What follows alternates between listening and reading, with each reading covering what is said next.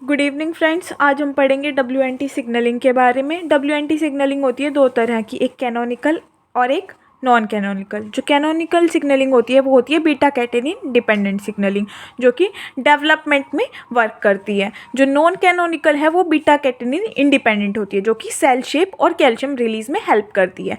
अब WNT अगर absent है तो क्या हो रहा है? ये है लूसिन रिच रिपीट्स और ये है कोरिसेप्टर LRP-P5 और ये है रिसेप्टर फ्रिजल्ड रिसेप्टर, जो कि अगेन 7 ट्रांस मेम्ब्रेन है GPCR की तरह। इसने डिसहेबल्ड को पकड़ के रखा है। अगर इसने डिसहेबल्ड को पकड़ के रखा है तो CKI, APC, एक्सिन और GSK3 सबके सब फ्री हैं। तो इन्होंने क्या किया, GSK3 ने क्या किया, बीटा कैटेनिन को फॉस्फोराइलेट कर दिया।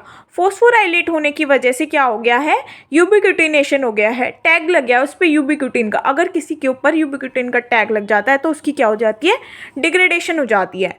तो अब ये न्यूक्लियस के अंदर नहीं जा पाएगा। जो ग्रूचो है उसने TCF को यानी कि टी सेल फैक्टर को क्या कर रखा है, इनहिबिट कर रखा है। तो ये क्या है, ऑफ है ना।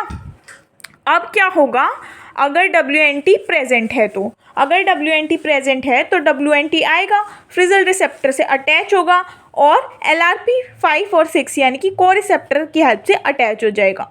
डिसेबल्ड जो है वो एक्टिव है, उसने APC, एक्सिन, GSK3 और CKI को क्या कर लिया, होल्ड कर लिया है। तो बीटा कैटेनिन फ्री हो गया।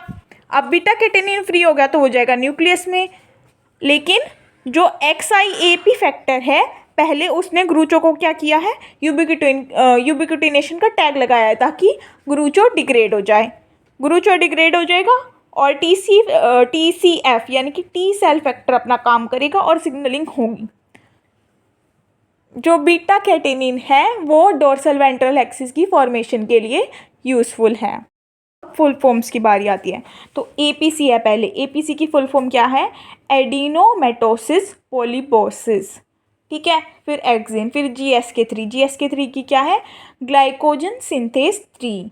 फिर CKI की क्या है, कैजीन काइनेस।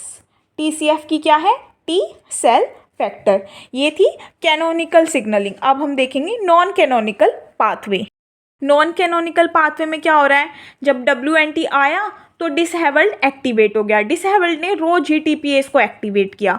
रो GTPase ने जैक पाथवे के थ्रू साइटोस्केलेटन रीऑर्गेनाइजेशन कराई है।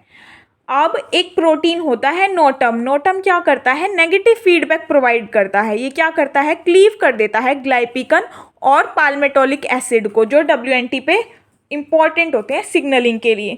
तो जब यही नहीं रहेंगे तो सिग्नलिंग भी नहीं होगी, तो सिग्नलिंग भी स्टॉप हो जाएगी। तो नोटम क्या दे रहा है, नेगेटिव फीडबैक दे रहा है। WNT सिग्नलिंग में इतना ही था। मिलते हैं नेक्स्ट सिग्नलिंग में, बाय।